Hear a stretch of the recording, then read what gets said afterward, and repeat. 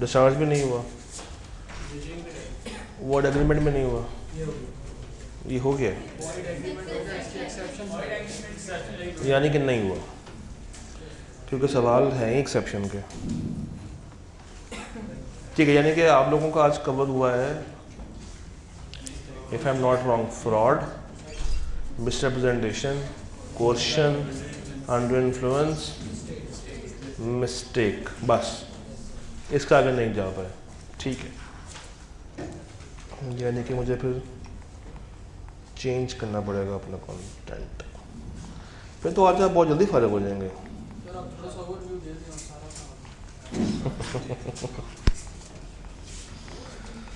असल में मसला नहीं है, चलें करते हैं शुरू करें।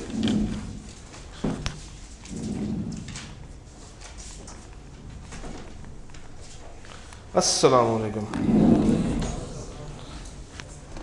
और अवाम आहिस्ता आहिस्ता खरामा खरामा कम होते होते होते होते मज़ीद कम हो गई है।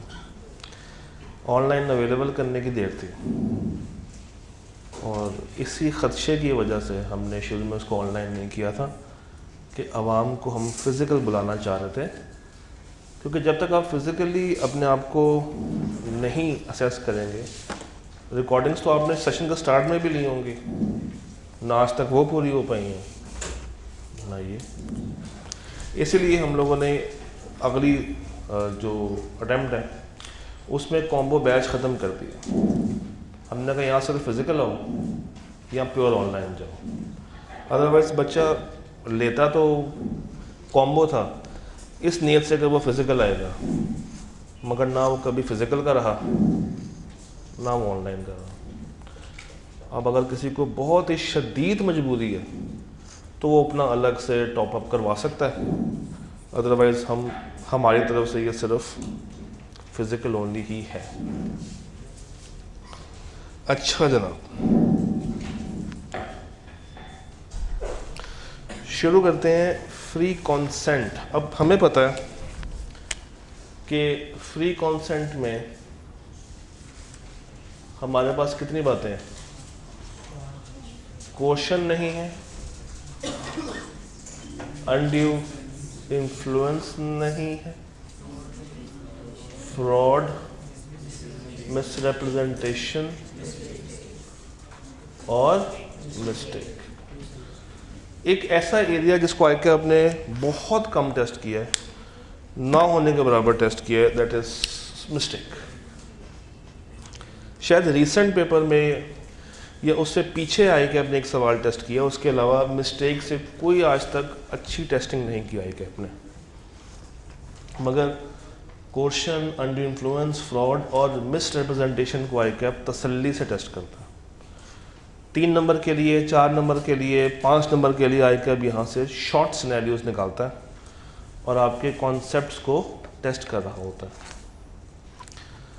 फ्री कॉन्सेंट को देखते हैं और हमारे सामने एक लिस्ट ऑफ क्वेश्चंस हमें नज़र आते हैं जो कि प्योर स्ट्रेट फॉरवर्ड है। कितने सवाल है? 7। Spring 10, spring 10, autumn 10, autumn 11, spring 13, autumn 14 और उसके बाद ऑटम 22। पहला सवाल क्या है? बताएं तमाम सिचुएशंस जहां पे कॉन्सेंट फ्री है। तो जब ये पांचों ना हो तो मेरी कॉन्सेंट क्या है? फ्री। बताएं फ्रॉड किसे कहते हैं? आसान सवाल। बताएं अनड्यू इन्फ्लुएंस किसे कहते हैं? ये भी आसान सवाल। बताएं दोनों में फ़र्क क्या है? फ्रॉड और मिसरिप्रेजेंटेशन में क्या फ़र्क है?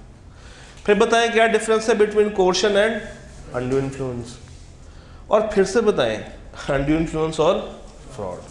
तो यहाँ भी कहानी ख़त्म नहीं होती। ऑटम 22 में क्या पूछ रहा है? डिफरेंस बिटवीन कोर्शन और डिफरेंस बिटवीन फ्रॉड और।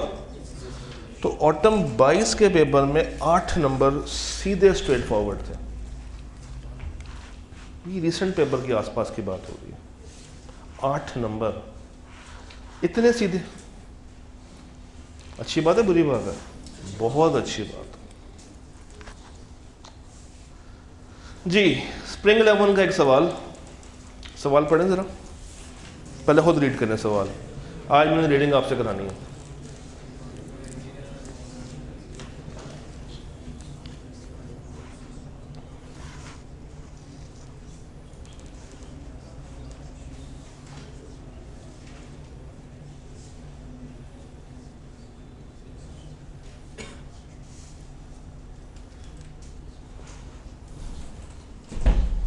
ज़हीर एक अकाउंटेंट बेचारा मासूम, अकाउंटेंट्स तो होते हैं मासूम है ना, आप जैसे, आप भी मासूम हैं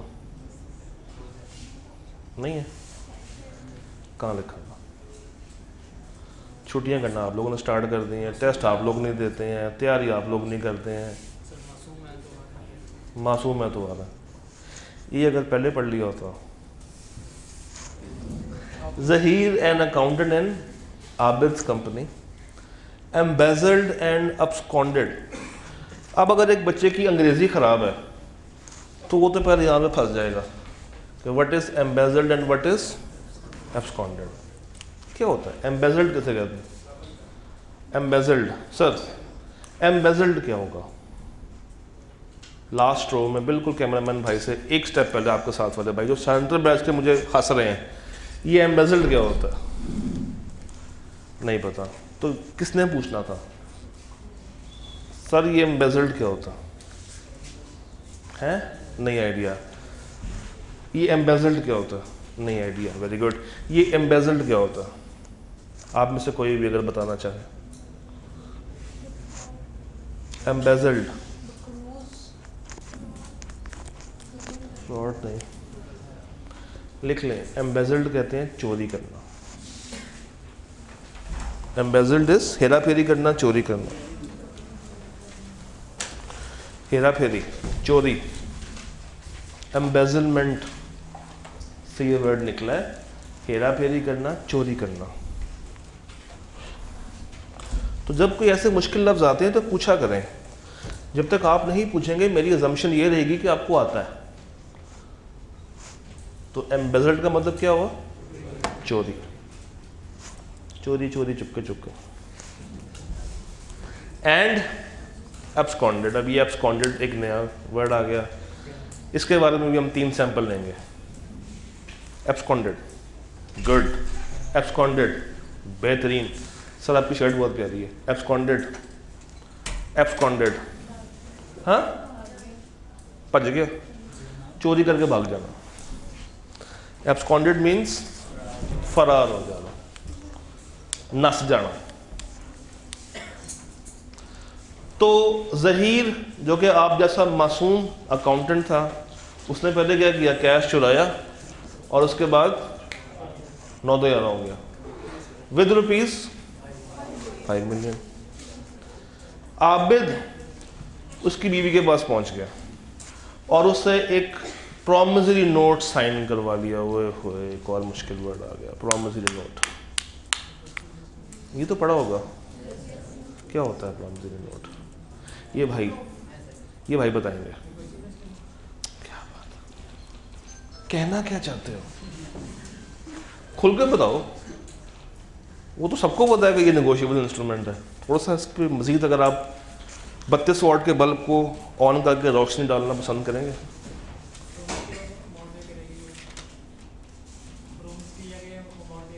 किसके बिहाफ पे पे करेगी? हस्बैंड के बिहाफ पे वो अमाउंट पे करेगी। क्या वो अमाउंट पे कर दी है या वादा कर रही है? वादा कर रही है। वाइफ का नाम क्या है? बिनते असलम। तो असलम कौन हुआ फिर? उसका father. For the said amount when he informed her that her husband would be, उसने कहा कि हम तुम्हारे हस्बैंड को अरेस्ट करवा देंगे और रिकवरी किससे की जाएगी? तुमसे की जाएगी। Against the charge and his name would appear in the newspaper. क्या बिनते असलम इसको अवॉइड कर सकती है? अच्छा, अब अवॉइड से क्या मुराद है? अवॉइड से ये मुराद है कि क्या ये कॉन्ट्रैक्ट अगेंस्ट बिनते असलम वैलिड है या नहीं? जी, क्या लगता है आप लोगों को? क्यों?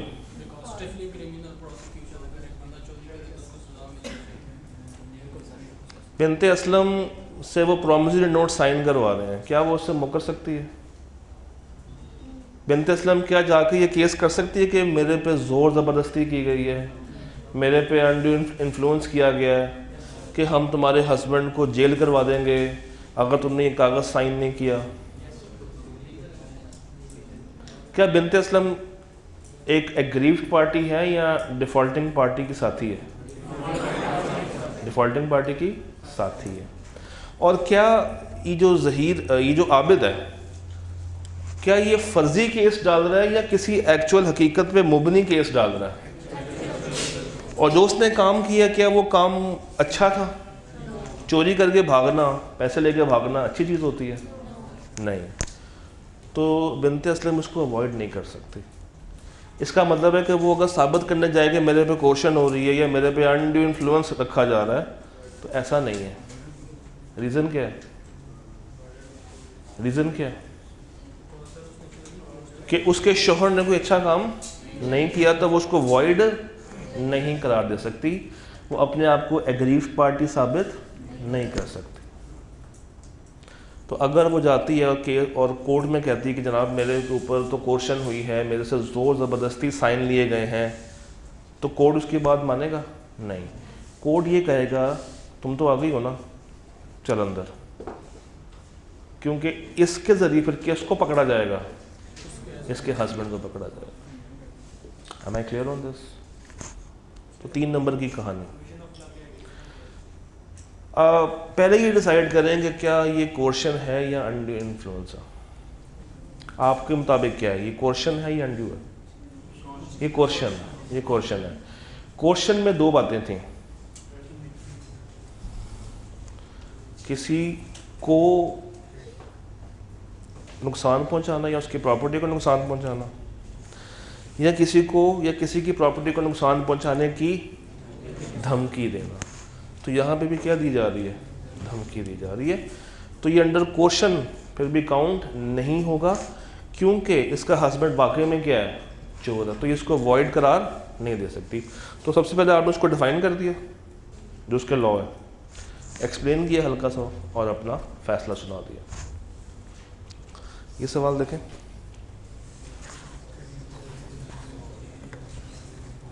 ये मैंने ब्रैकेट में इसलिए लिख दिया ताकि आप रेलेवेंट जगह पे पहुंच जाएं एटलीस्ट।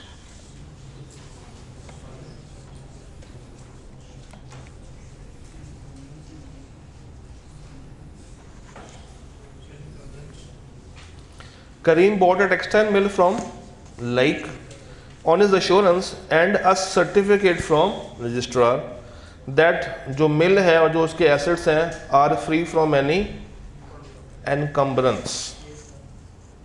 एनकम्बरेंस किसे कहते हैं? क्या? Tax liability. कौन कह रहा है? एनकम्बरेंस क्या होती है? आप में से कोई बताना चाहेगा एनकम्बरेंस क्या होती है? हाँ जी, आप में से कोई भी। हाँ जी,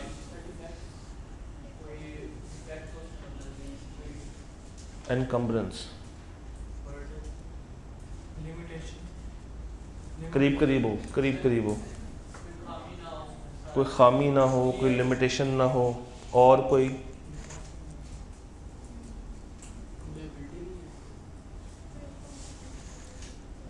जब आप बैंक से लोन लेने जाते हैं ना, तो बैंक आपको लोन तो दे देता है, साथ कुछ आपसे रखवा लेता है सिक्योरिटी।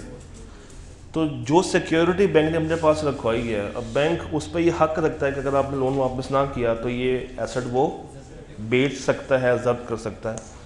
ऐसा एसेट कहलाएगा अंडर एनकम्बरेंस। तो ऐसा एसेट जिसके ऊपर कोई सिक्योरिटी क्रिएट की है बैंक ने। Later Karim received a notice for payment of mortgages due and found that the certificate of registrar was forced by like. What rights are available to Karim? भाई मुझे ये बताइए, करीम एग्रीव्ड पार्टी है या डिफॉल्टिंग पार्टी है? आज आप लोग सुस्त क्यों हैं? एग्रीव्ड पार्टी है। एग्रीव्ड पार्टी के पास क्या राइट्स होते हैं? वॉइडेबल के बाद 2 और बातें भी आएंगी ना, या वो वैलिड करेगा या वो वॉइड करेगा। हाँ जी, कब वो वॉइड नहीं कर सकता? ड्यू डिलिजेंस के साथ वो वेरीफाई कर सकता था, मगर उसने वेरीफाई नहीं किया। तो यहाँ पे भी आपने यही बात लिखनी है फ्रॉड वाली, कि उसका देखें ना राइट क्या है। उसका पास एक राइट ये है कि वो उसको वॉइड कर दे, और जब वॉइड करेगा तो रेस्टिट्यूशन, जो जो चीज़ें ट्रांसफ़र की नहीं है सारी की सारी। बट कब वो वॉइड नहीं कर सकता? जब इसने ड्यू डिलिजेंस का मुजाहिरा ना किया हो। और कोई बात जहन में आ रही हो, आप लिखना चाहते हो इसमें, तो एक चक्कर लगा के आए फ्रॉड के टॉपिक का, देखें ज़रा, खोलें, देखें, ढूंढें। अगर कोई और बात आपके जहन में आ रही है,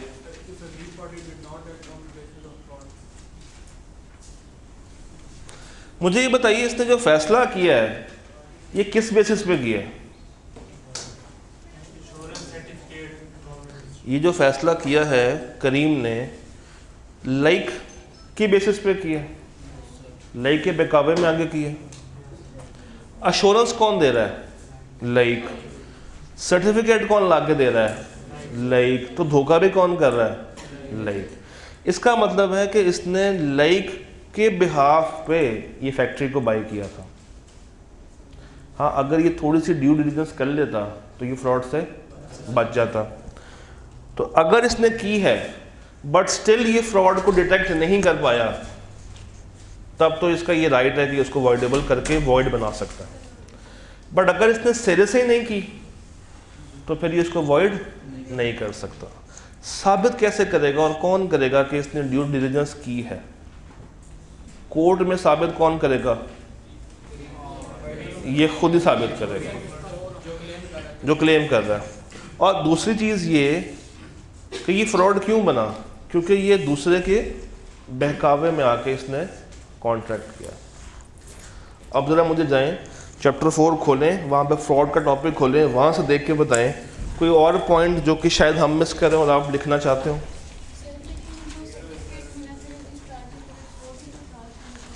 हाँ जी बिल्कुल, तो वो कौन ला के दे रहा है उसको?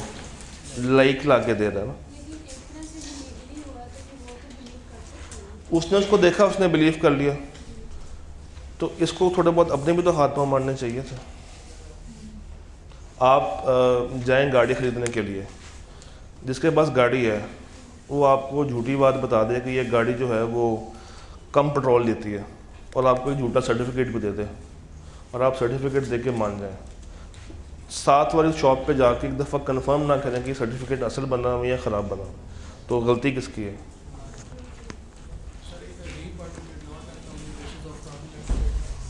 क्या? मगर इस केस में उसकी अश्योरेंस पे कर रहा है ना, तो इसका मतलब है कि उसने वाकई में उसको धोखा दिया और उसके धोखे में आ गया। ये सवाल देखें और मुझे बताएं, ये सवाल और ये सवाल आपस में डिफरेंस कैसे रखते हैं? स्प्रिंग 16 का क्वेश्चन नंबर 2A और ऑटम 12 का 3A, इसको देखें।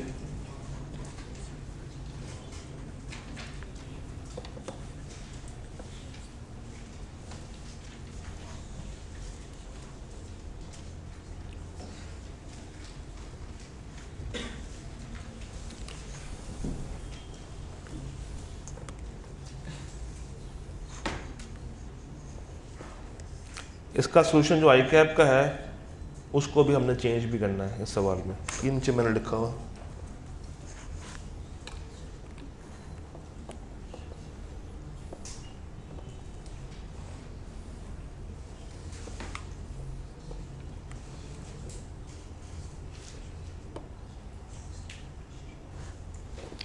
Shafiq bought Abbas motorcycle factory in Faisalabad. On Abbas' representation that 50,000 bikes are assembled at his factory annually. अब सवाल ने क्लियर कर दिया, सवाल ने क्लियर कर दिया कि ये क्या है, रिप्रेजेंटेशन। शफीक को बाद में पता चला कि फैक्ट्री के पास कैपेसिटी कितनी है, 35,000 की। शफीक अब उसको रिस्काइंड करना चाहता है on the grounds that his consent was obtained by तो सवाल ने बिल्कुल क्लियर कर दिया कि ये फ्रॉड की तरफ आपने लेके नहीं जाना। ये सवाल किस टॉपिक से पूछ रहा हूँ बताएं। शफीक कब इसको रिस्काइंड नहीं करवा सकता?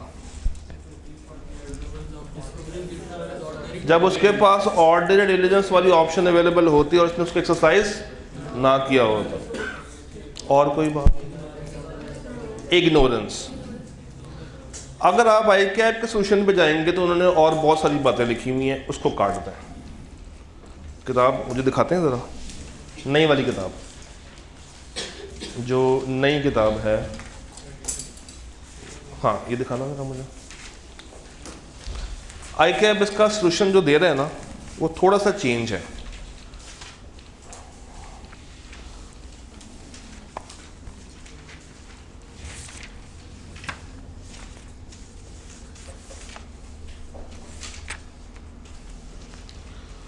स्प्रिंग 16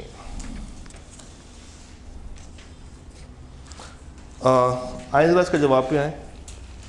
जवाब में लिखा हुआ है Shafiq may not be able to rescind the contract under the following circumstances if Shafiq had the means of discovering the truth with ordinary diligence. ये बात तो सही है। या अब्बास की जो मिसरिप्रेजेंटेशन थी वो बेसिस नहीं थी, ये बात भी ठीक है। जो अगली तीन बातें हैं ना इसको काट लें। ये टेक्निकली कोर्स में नहीं है, पुराने सिलेबस में थी मगर इतनी डिटेल में नहीं है। एक तो ये काट लें और काटने के बाद ज़रा कंटेंट पे आए, यानी कि चैप्टर नंबर 4 में आए मेरे साथ। चैप्टर नंबर 4 में एक्सेप्शंस टू वॉइडेबिलिटी नाम का एक टॉपिक होगा मिस रिप्रेजेंटेशन के अंदर। लिखा हुआ है टेबल के ऊपर। A party can not rescind the contract where, पहला पॉइंट क्या है? ऑर्डिनरी डिलीजेंस वाला पॉइंट। दूसरा पॉइंट क्या है? Give the consent in ignorance of. तो सिर्फ ये दो बातें एज पर दिस सिलेबस इसका आंसर है। तो वो कब आया था? स्प्रिंग 2016 का 5 नंबर है। अगर अब ये पूछेगा तो 2 से 3 नंबर का पूछेगा, क्योंकि आपके पास लिखने के लिए मटेरियल कितना है? छोटा सा। तभी मैंने यहाँ पे लिखा हुआ solution should be corrected as per new syllabus. ये ले जी। एक मज़े की बात बताऊँ, फ्रॉड में और मिस रिप्रेजेंटेशन में जो सबसे इम्पोर्टेंट पॉइंट है ना, जहाँ से है कि आप सवाल बनाता है, वो एक्सेप्शंस टू वॉइडेबिलिटी है और दोनों की तकरीबन कॉमन है। ये सवाल देखें,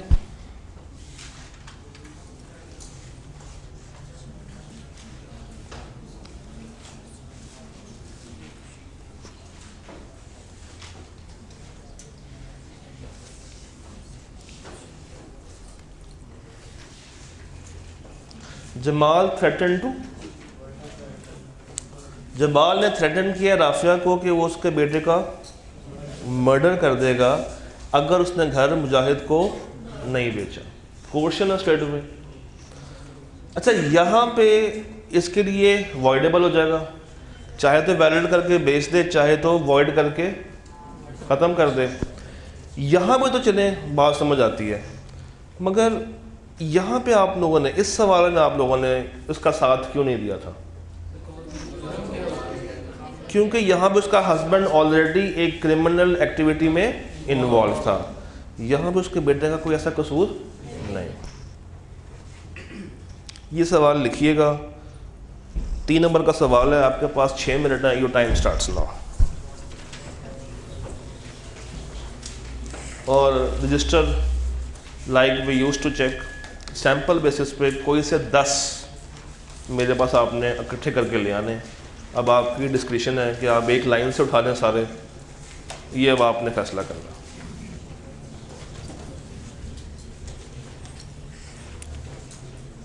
मुझे आप पानी का कह सकते हैं? अटेम्प्ट मैं बता देता हूँ।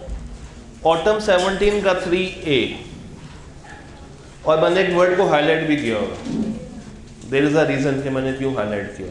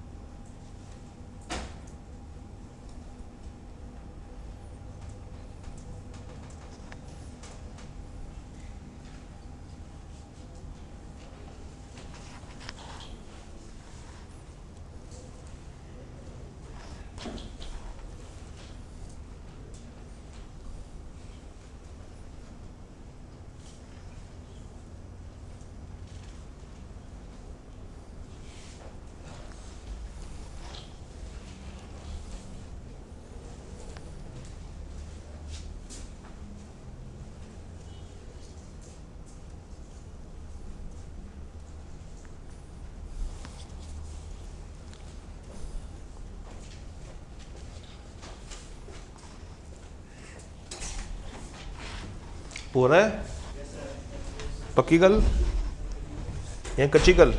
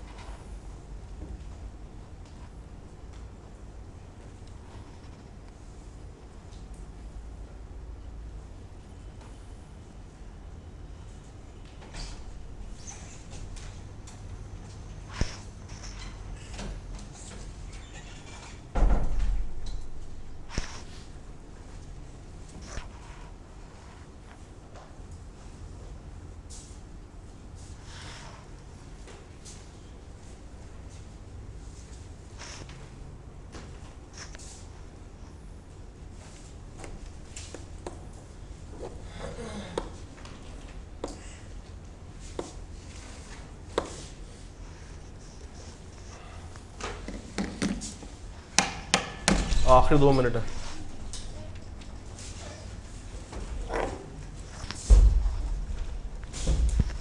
Thank you. Last 2 minutes, last 2 minutes. ये फ्रॉड है वैसे? किसी ने कहा होगा ये फ्रॉड है? क्यों ये फ्रॉड क्यों नहीं है? ओपिनियन, इसलिए मैंने इसको हाईलाइट किया था। तो फिर एक बात बताएं ना, अगर आपने कहा कि ये फ्रॉड नहीं है, तो इस सवाल में और इस करीम वाले सवाल में क्या फ़र्क है? यहाँ पे आपने क्यों नहीं कहा कि ये फ्रॉड नहीं है? यहाँ पे ऐसा क्या हुआ था कि आपने उसको फ्रॉड बना दिया था?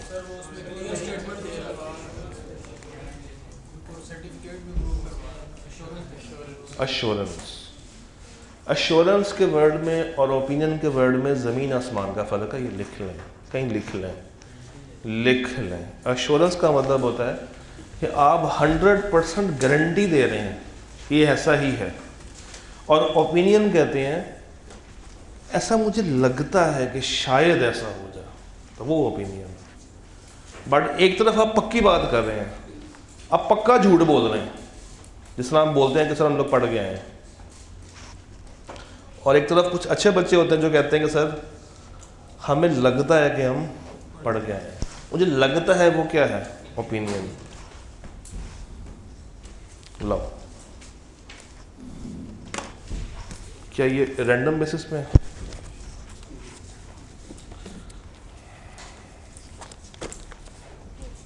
यार अब तो ब्लू से लिखना छोड़ दें।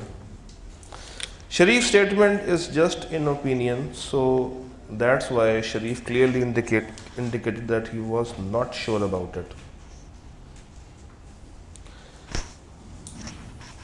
ये किसका है? ये किसका है? किसी का तो होगा। अच्छा, आपका।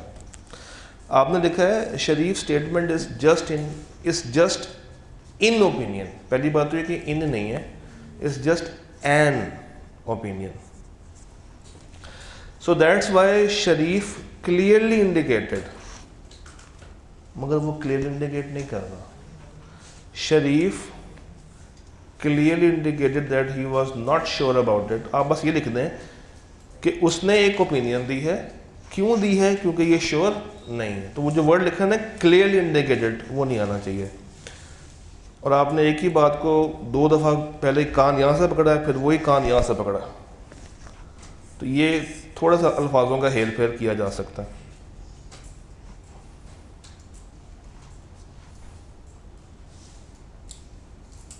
ठीक है, डिसीजन आपका सही है देना। ये टैक्स लाइबिलिटी किसकी है? आपकी है।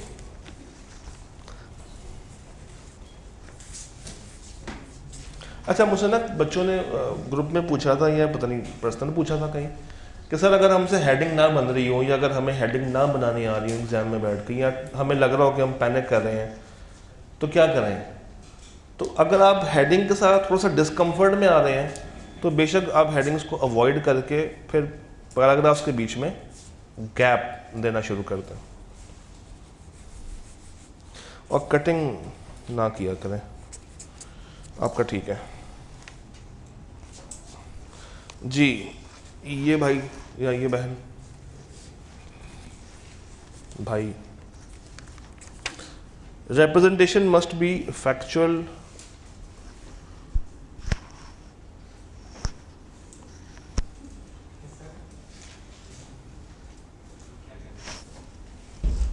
ये क्या लिखा हुआ, स्पेलिंग क्या लिखे हुए हैं?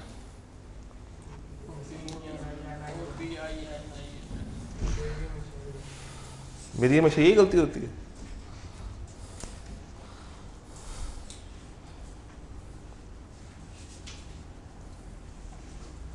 ठीक है, बाकी अच्छा स्पेलिंग मिस्टेक, ये जवाब आया as per the contract act खाली नहीं, वो तो मुझे पता चल गया था, मगर एग्जामिनर को अगर ऐसा पेज मिल जाए ना वो तो इतना खुश होगा कि उसका तो मुफ्त के। हाँ, as per the contract act, अच्छा जब कॉन्ट्रैक्ट एक्ट लिखें तो ए कैपिटल,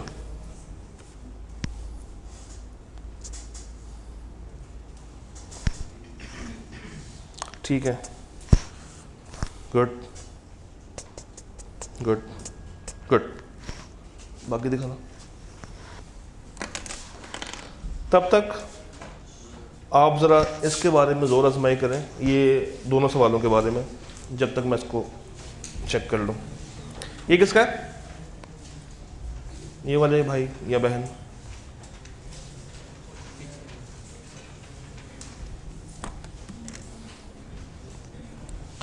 लाइन छोड़ दें सर, कुछ नहीं मिल जाएगा आपको लाइन रख के। गुड,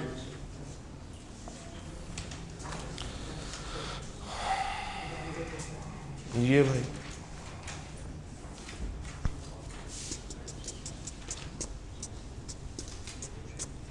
कटिंग ना करें, बाकी अच्छा है। ओए, आपकी भी स्पेलिंग मिस्टेक है, इसके स्पेलिंग क्या होते हैं? आपने ए यू को घुमा दिया। शहाब भाई पाए जाते हैं, अच्छा ये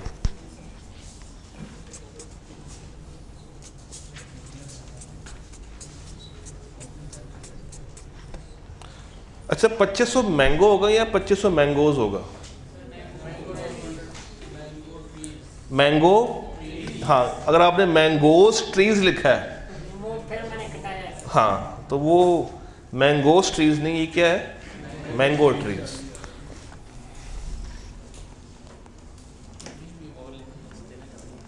हाँ ले आओ, कोई बात नहीं।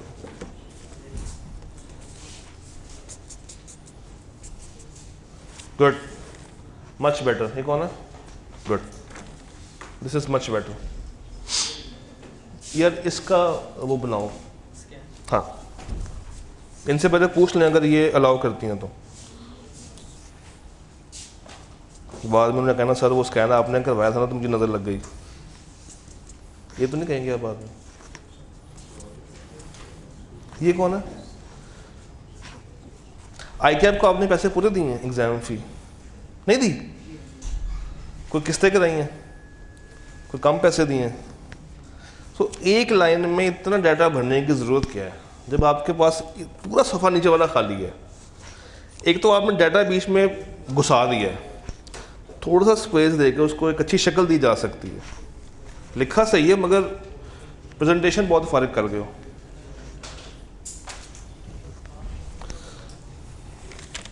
हाँ जी, ये वाले भाई,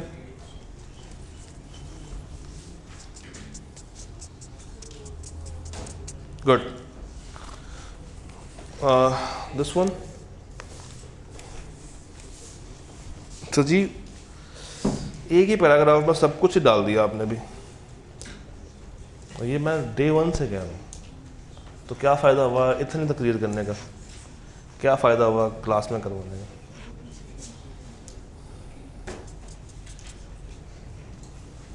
देखिए बात तो सब ने वही लिखनी है जो है, जो कॉन्सेप्ट है वो सबका सेम है। दो चीज़ें फ़र्क करेंगी आपको दूसरे से, एक आपका एक्सप्रेशन और दूसरा प्रेजेंटेशन। तो जितने अच्छे अल्फाज होंगे और जितना उसको आपने सलीके से लिखा होगा, वो आपको बाकियों से डिस्टिंग्विश करके मेरिट की तरफ लेके जा सकता। तो मेरा ख्याल से इतना तो आना चाहिए। अब इतनी एफर्ट के बाद आएगा या नहीं आएगा, पक्की गल। ये लो। हाँ जी, हारून भाई कुछ कहना चाह रहे हैं आपसे। उनकी शादी हो गई गजाला के साथ। शुक्र है शादी हो गई, मैंने गर्लफ्रेंड होता तो मैंने वहाँ से फिर से काट देना था। चलो कोई बात नहीं, स्पाउस तो बन जाएगी ना। नहीं, आप क्या चाहते हो कि रिश्ता ना हो? Haroon was engage to be married to Ghazala aunty. Harun uncle wanted to establish his own business and therefore he entered into a contract with Ghazala for providing him all the typical Pakistani husband.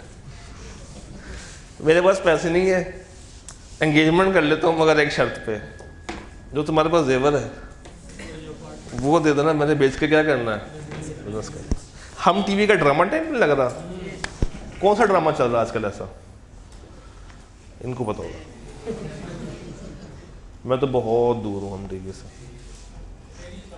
मेरी तेरी छाँव में, सुभान अल्लाह। ये sir ये किस time पे आता है?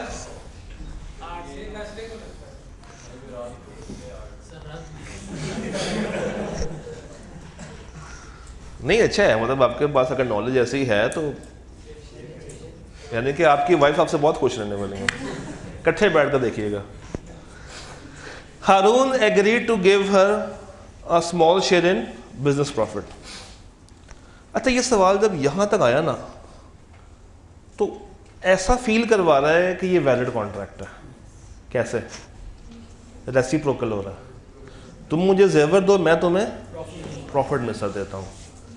बट सवाल ये भी बता रहा है कि इनका आपस में क्या रिश्ता है, फियांसे का रिश्ता। और यहाँ पे एक वर्ड आप लोगों ने पढ़ा होगा आज, कोई वर्ड, फिड्यूशरी। ये फिड्यूशरी क्या था? ट्रस्ट का रिश्ता। After some time Ghazala filed suit against, सही किया, requesting for setting aside the gift deed. उसने कहा भाड़ में जाए तुम्हारा गिफ्ट डीड, और मुझे अपना जेवर तुमसे नहीं देना, तुमने मेरा जेवर मेरे विल के अगेंस्ट लिया। Discuss whether Ghazala would succeed in her contention और नॉट, क्योंकि क्या हो गई है।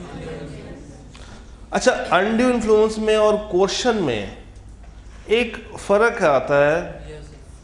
हाँ सुनते ले, एक फ़र्क आता है एक एस्पेक्ट के कितना कितना सामान वापस से रेस्टिट्यूट होगा। कोर्शन में तो यह है ना कि सारा का सारा वापस आ जाएगा। यहाँ पे ऐसा नहीं है, यहाँ पे थोड़ा सा फ़र्क है। वो क्या फ़र्क है? अगर तो उनका आपस में कुछ लेन देन इसके अलावा भी चल रहा था तो कोर्ट वहाँ तक उसको माइनस करवा सकती है और बाकियों को रेस्टिट्यूट कर देगी। ये फ्रॉड के बारे में क्या ख्याल है कि ये वाकई में फ्रॉड है या नहीं है? दिखाना। यस सर, ठीक है सर। रीज़न भी दिया करें ना साथ। यार ऐसे बंद करके दिया करो ताकि। ये भाई कौन है? सॉरी, ये बहन कौन है?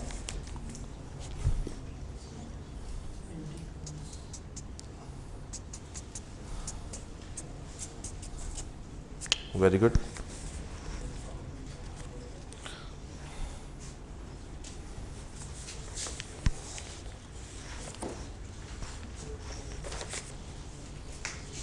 Erroneous opinion.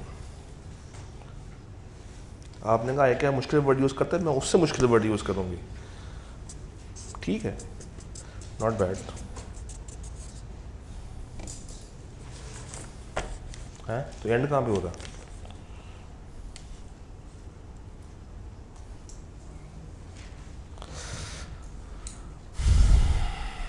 आपने ये नीचे 500 बातें क्यों लिखी हैं? फॉल्स, एक्टिव कंसीलमेंट, प्रॉमिस, इसकी क्या लॉजिक बनी है नीचे लिखने की? तो इनमें से सिंपल ये लिख देते हैं कि बस अपनी ओपिनियन जाहिर कर, असल में नंबर थोड़े थे ना, तो ये 5 नीचे बैठ जा, ये 5 को ऐड करके कोई ख़ास फ़ायदा मिलेगा नहीं। तो इसकी जगह पे आप उसको थोड़ा सा अगर कम एक्सप्लेन कर दें तो ज़्यादा। किस में बॉस? सर सब में लिखनी थी, डेफिनेशन आनी थी उसकी डेफिनेशन आनी थी। जी जी, मगर वो जो फ्रॉड की 5 बातें हैं ना, उनको ज़्यादा डिटेल में ना एक्सप्लेन करने बैठ जाइएगा काइंडली। अगर आप उसकी डेफिनेशन ना लिखें, बस ये बता दें। अच्छा, अगर भूल जाए तो क्या करें? सुने, अगर डेफिनेशन एग्जाम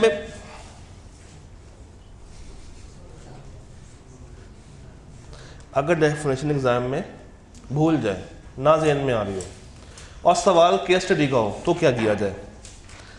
फिर ना लिखिएगा, फिर आप बस इतना बता दीजिएगा कि जनाब ये एरिया फ्रॉड का है, फ्रॉड के अंदर इस तरीके से इसको बताया गया है, इसको केस स्टडी के मुताबिक ये ऐसे हो रहा है और मेरा फैसला ये है। तो फिर आपको डिफाइन नहीं करना, फिर आप लॉ और एक्सप्लेनेशन को ना जोड़ दें। समझाइए मेरी बात? अगर एग्ज़ाम हॉल में बैठ के आपको समझ लग जाए कि एरिया कौन सा है, समझ लग जाए कि टॉपिक कौन सा है, मगर उसकी रेलिवेंट प्रोविजन एग्जैक्टली जहन में ना आ रही हो, तो फिर आपने क्या करना है? लॉ और एक्सप्लेनेशन को आपस में जोड़ देना। मगर ये हर एक सवाल के लिए नहीं करना, सिर्फ उस सवाल के लिए करना है जिसमें आपको वाकई में मसला आ रहा हो। हाँ, गलत नहीं लिखनी ना। ये कौन है? कौन आया? ये है कोई? S capital.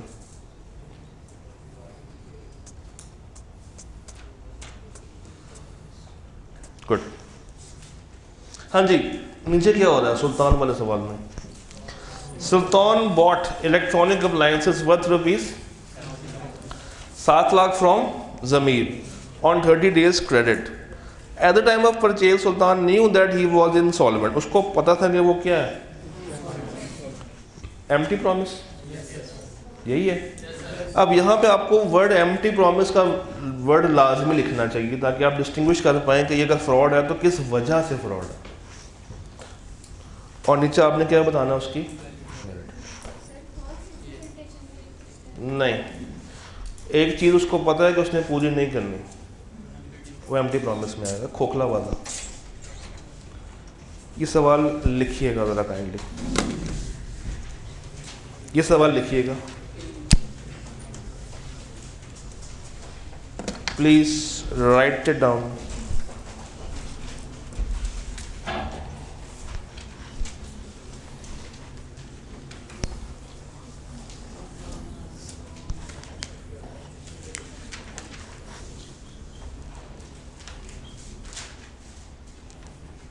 ऑटोमेटिन question number 2A।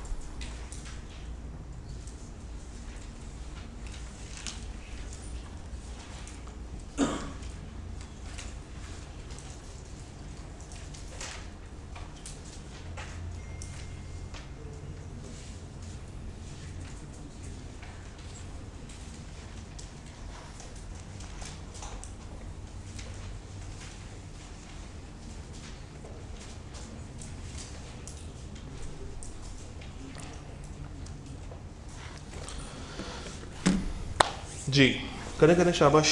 4 number का सवाल है, आपके पास 5 मिनट है।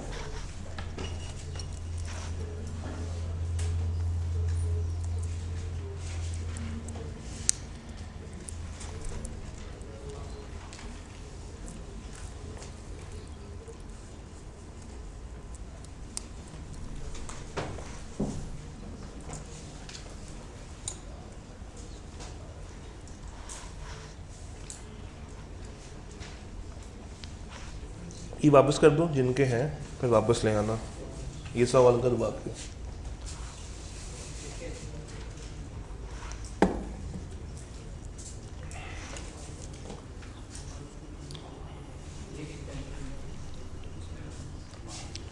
पता है मैंने शुरू में जब हम लोग डे 1 पे थे, मैंने एक वर्ड यूज़ किया था, कंसिस्टेंसी। वो ये चेक करने के लिए कि क्या वाकई में आप थ्रू आउट दिस 12 डेज या 10 डेज डेली आते हैं नहीं आते।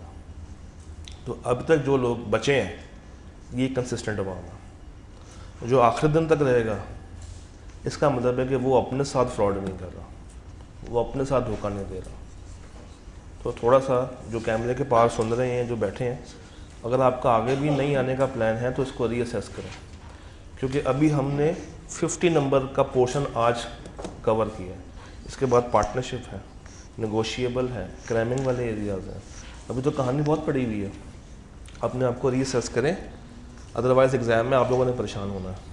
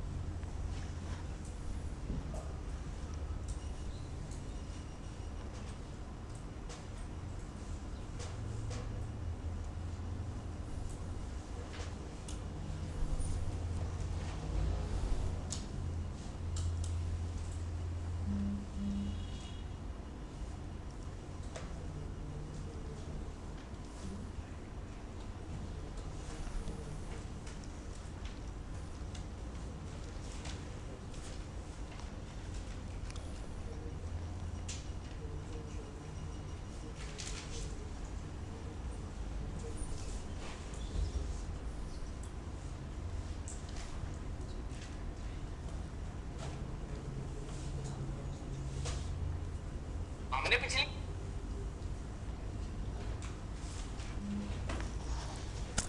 आखिरी मिनट उठा लो। हैं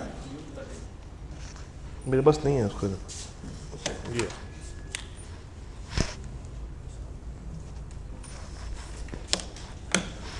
जी हो गया।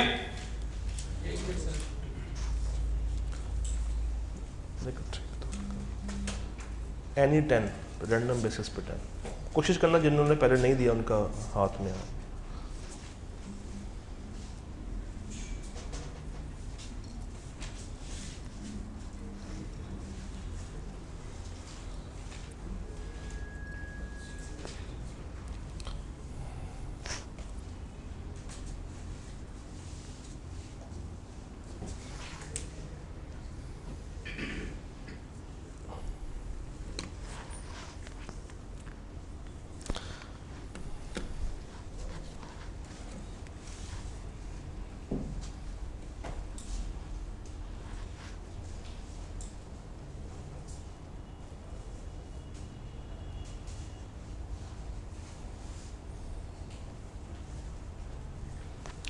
हो गया।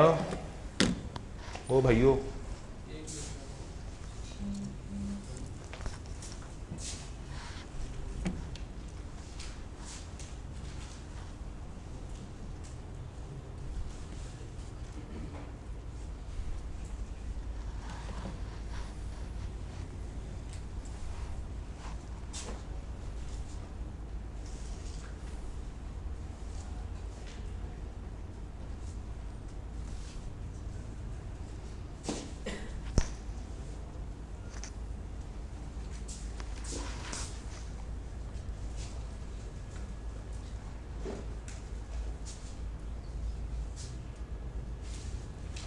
हम देते हैं यार।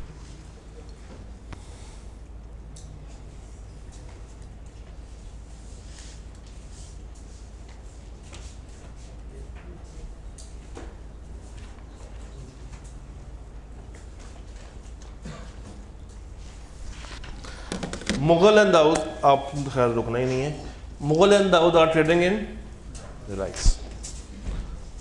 Dawood entered into a contract with Mughal for the purchase of 50 tons of.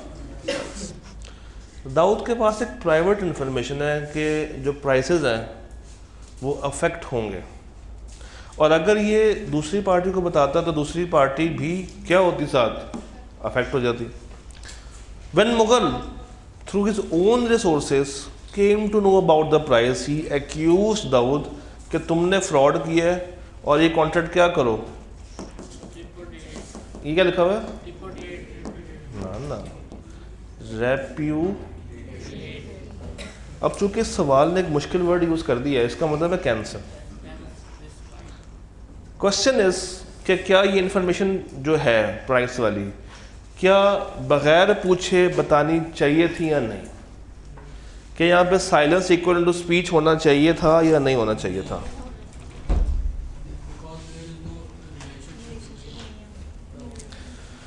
हाँ जी, मैं ज़रा बैक बेंचर से हो क्या है सर, क्या कहते हैं आप इस सवाल के बारे में. जी जी.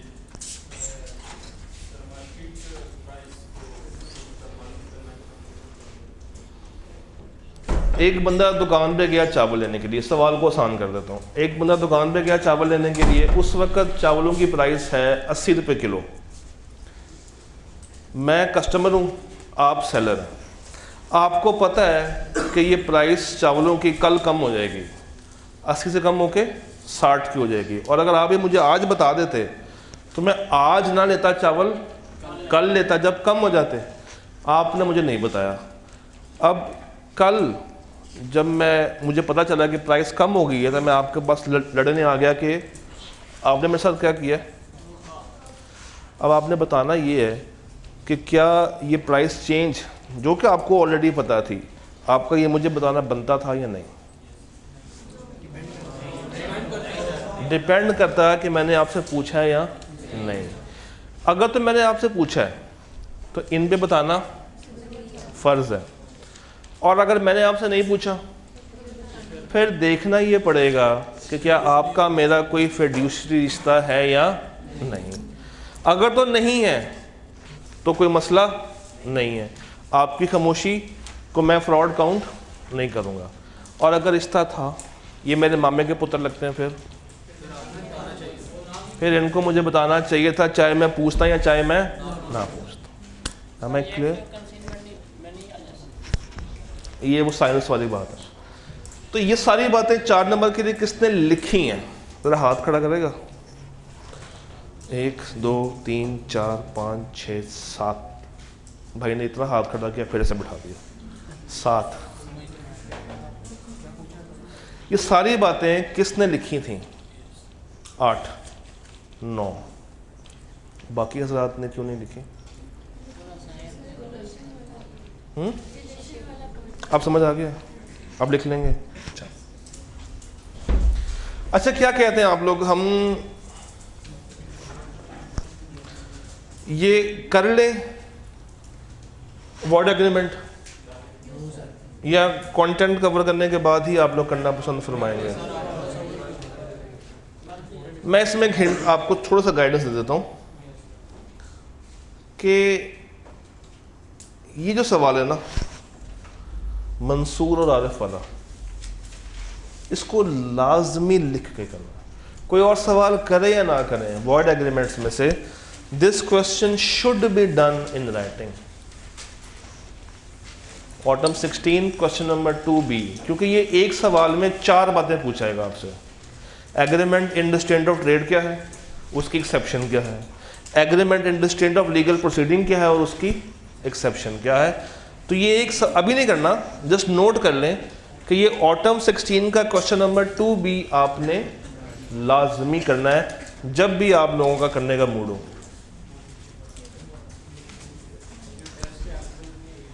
क्या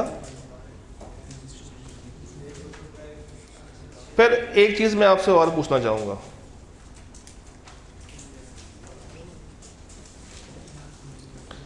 मैं आपके सामने 2 केस रखता हूं. पहला केस है just to check your concepts. सुनिएगा ज़रा गौर से। ए और बी के दरमियान एक कॉन्ट्रैक्ट है। ए ने बी से कहा कि तुम जो भी प्राइस तय करोगे मुझे मंजूर होगी। जब बी ने प्राइस तय की तो इन्हें कहा ये प्राइस मुझे मंजूर नहीं है। क्या ये वैलिड था या नहीं था? नहीं था, क्योंकि इसमें सर्टेनिटी नहीं थी। और अगर कुछ यूं हुआ होता कि ए ने बी को मुर्गियां प्रोवाइड करनी है, चिकन, और बी ने को पैसे देने हैं, और आपको पता है कि चिकन की प्राइस कौन तय करता है? मार्केट तय करती है। उसके लिए एक वर्ड होता है प्रिवेलिंग मार्केट प्राइस, यानी कि उस वक्त की जो मार्केट प्राइस होगी। अगर ए बी से कहता है कि हम प्रिवेलिंग मार्केट प्राइस पे कॉन्ट्रैक्ट कर लेते हैं, ना प्राइस ए तय कर रहा है ना बी तय कर रहा है, कौन तय कर रहा है? ये वैलिड है या वॉइड है? ये वैलिड है या वॉइड है? ये वैलिड है। ये क्या है? ये वैलिड है। एक और सिनेरियो, ए बी के दरमियान कॉन्ट्रैक्ट है मगर प्राइस सी ने तय करनी है। ये बताएं, ये वैलिड है या वॉइड है?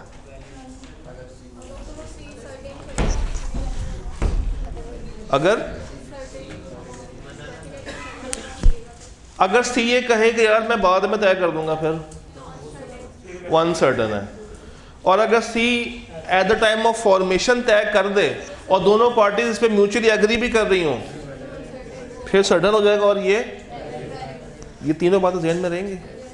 आई के आपने एक दफ़ा 3 सवाल पूछे हैं और तीनों में डिफरेंस ये रखा था।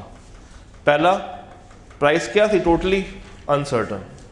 दूसरा, एट प्रिवेलिंग मार्केट प्राइस। और तीसरा, to be determined by a third party. Done.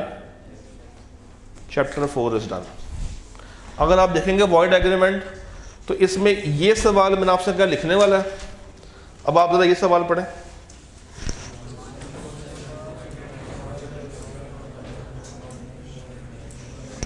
Eight prevailing, यानी कि जो उस वक्त की मार्केट की प्राइस है, ये सर्टेनिटी है। और जो अभी हम लोगों ने एक सवाल किया था वो प्रॉमिसरी नोट वाला, एम्बेसडमेंट वाला, उसका ये रिप ऑफ है। पता रिप ऑफ क्या होता है? रिप ऑफ का मतलब पता नहीं? रिप ऑफ मिलता जुलता। जरा पढ़े, मगर कॉन्सेप्ट बदल जाएगा।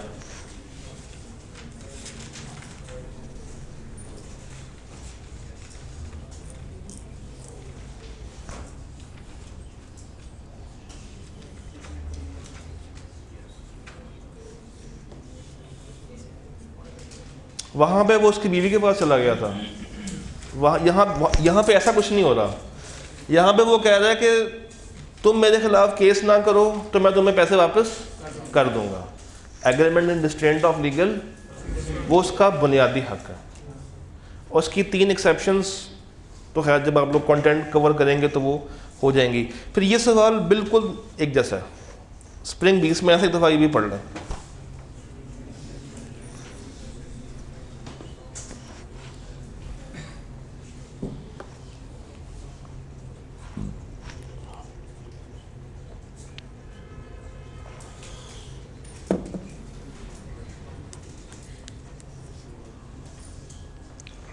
ये उठवाओ यहाँ से, ये उठवाओ यहाँ से।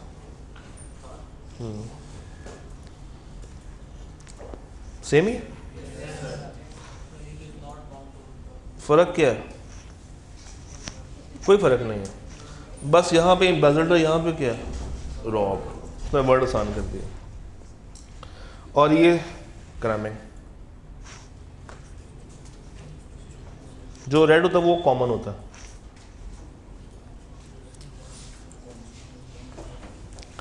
तो अगर आप सिर्फ एक सवाल वो कर लेना तो उसमें सारी बातें कवर हो जाएंगी। प्लस आपको बस ये वाला पॉइंट पता होना चाहिए कि ये वाला वॉइड नहीं, ये क्या है? ये वैलिड है। मुबारक है, मुबारक हो आपको। आपका 50 नंबर का कॉन्ट्रैक्ट एक्ट पूरा हुआ। कल से आपकी पार्टनरशिप शुरू हो जाएगी और पता भी नहीं चलेगा। जब ये इस वीक का सैटरडे आएगा तो अवाम मेरे सामने शायद 5-6 बच्चे बैठे होंगे, है ना, इंशाल्लाह। अगर इस तरह होगा तो अपने साथ आप लोग खुद ही ज़्यादती करेंगे।